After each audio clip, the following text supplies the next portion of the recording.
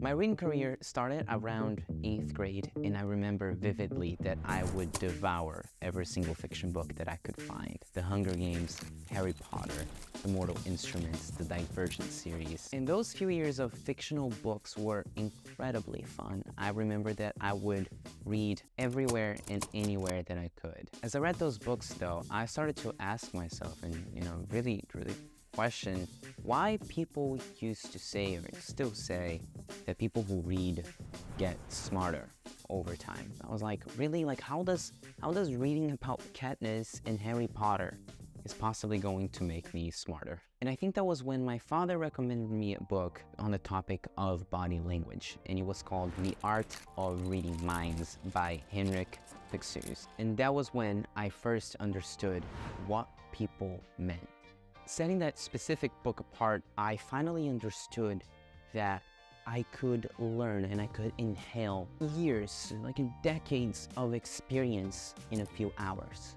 Those authors were putting decades of their lives in those, in that 300 pages that I could devour in a few hours. And that shit hit me hard.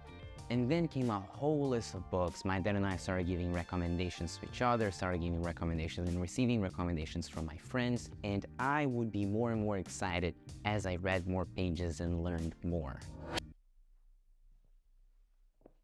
Today, about a decade later, I've probably read more personal development books that I could name. There's something that I feel like has been missing, which is true mastery. And I need to tell you that as much as reading 40, 50 books may sound impressive, it really means very little if you're not applying, practicing, questioning, testing, experimenting with the knowledge that you're learning from those reads. This year, one of my personal goals is to get better at sales. And I don't mean sales in, oh, let me close more deals or let me sell more products. I want to learn the tools to find the people that are like me, people that care about their time, people that like to learn, people that have a ton of hobbies, and people that just generally don't fit into one box, like not the, oh, I'm a nerd, or oh, I'm an artist, or oh, I'm this, oh, I'm that. It's just kind of they're this blend of, all these different interests and things that they might be very good at or might be terrible at, but they're interested in so many things. They're multi-passionate.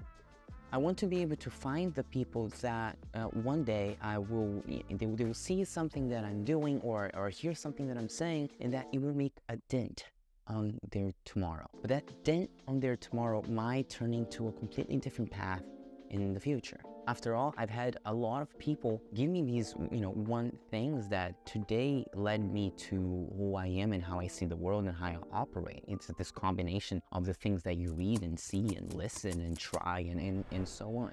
The world, physical or digital, is so crowded with information that it's really not that easy to find your people.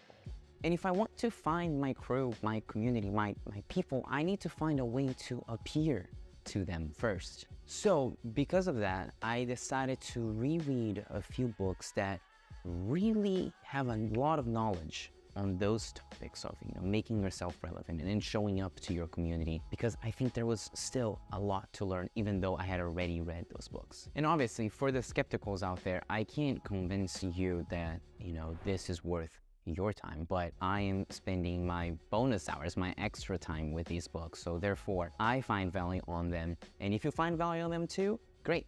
If you don't, great. So without further ado, here's the list. The first two will be recommendations by Ali Abdal, so thanks Ali. The first one is Dotcom Secrets by Russell Brunson, and then the second one is Copywriting Secrets by Jim Edwards. And while I don't fully understand and grasp how the internet truly works when it comes to copywriting and sales funnels and all of that, I do think that by the single read I gave to each of those books, I learned a lot. I learned 20 times more than my average college class. The second set of books are from the same author, and while I've seen people giving him hype, I haven't seen a lot of people giving him thanks, because those two books are truly educational and have a lot of material that can be extremely useful. The first one is $100 Million Offers, and then the second one, $100 Million Leads by Alex Hormozi. Much like Russell Brunson, Alex Hormozi is teaching you sales while doing it to you. It's kind of funny because, you know, you're watching the same exact thing that he's teaching happening to you. I think both of the audiobooks for these are available for free online. He does recommend you listening to the audio and reading the book or the ebook at the same time for the sake of better learning. But again, he's making one of those available for free. So, and my understanding is that he's releasing a third book sometime within the next couple of years, and you can bet that by the time that comes out, it will be on the top of my list. And the final book is around one of my favorite topics of nonverbal communication, and it's called Cues by Vanessa von Edwards. And dude, this woman gets people.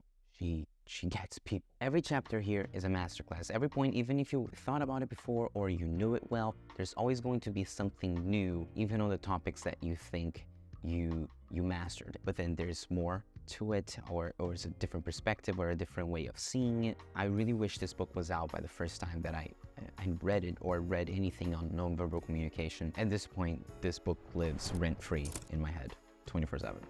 Finally, the bonus book that I want to give you is called The Millionaire Fastlane. If there's any sign, any version of you, any thought in your head that you can be successful by doing your own thing, take this as your sign to read this book. There's a line in that book that I was trying to find it and I didn't highlight. And if I find out time, I'll put it in the video.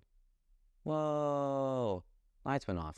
There's a line that happened in there, but it truly hit me hard. If you feel like you have a Ferrari parked in your garage, but you can't run it, I'm talking to you. So in other words, he was talking about if you think that you got the drive and you got the power to do your thing, but instead you're doing something else because you think that that is safe, that book's for you. I think that book is worth a read again. And that type of drive that, you know, certain words at the right time and the right moment can give you can truly be powerful. I hope that you got a few good recommendations out of this video, and if you think you got a good suggestion that either I or someone in the comments would benefit from a good recommendation, please drop them in the comments. We're always looking forward to for the next read that might make a dent in our lives. And as always, time is one of our most valuable resources, so thank you for spending a few minutes here with me.